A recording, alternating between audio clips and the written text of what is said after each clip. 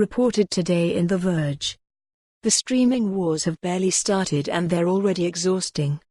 The big news yesterday is that NBC finally made its streaming service, Peacock, official. It's coming on July 15th with a handful of pricing tiers ranging from free, with limited content, to $9.99 a month for all the parks and rec you can inject into your eye sockets.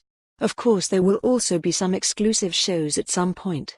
We got a brief look at the app, big promises about engaging content, discussions about valuable IP, and bundled tie-ins with affiliated corporations, Comcast and Cox, in this case.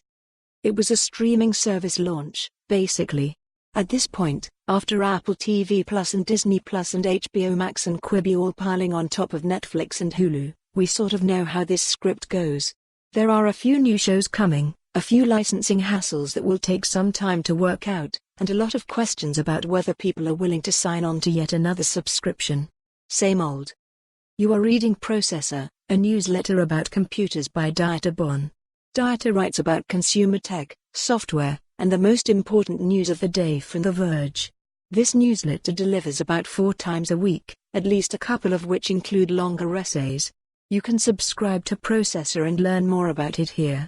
Processor is also a YouTube series with the same goal, providing smart and surprising analysis with a bit of humor. Subscribe to all of The Verge's great videos here. By subscribing, you are agreeing to receive a daily newsletter from The Verge that highlights top stories of the day, as well as occasional messages from sponsors and/or partners of The Verge. The standard script also includes the standard disclosures. NBC's parent company is an investor in The Verge's parent company, Vox Media, which also has a deal with Quibi to produce a Polygon Daily Essential, and there have been early talks about a Verge show. Media. Julia Alexander's story on the launch is worth a read, because in addition to providing the details you need to know on the service, she also provides a cogent state of the streaming wars analysis. There's very little ground in the streaming services discourse that isn't already well trod, and it's much too early for me to say whether Peacock can be successful.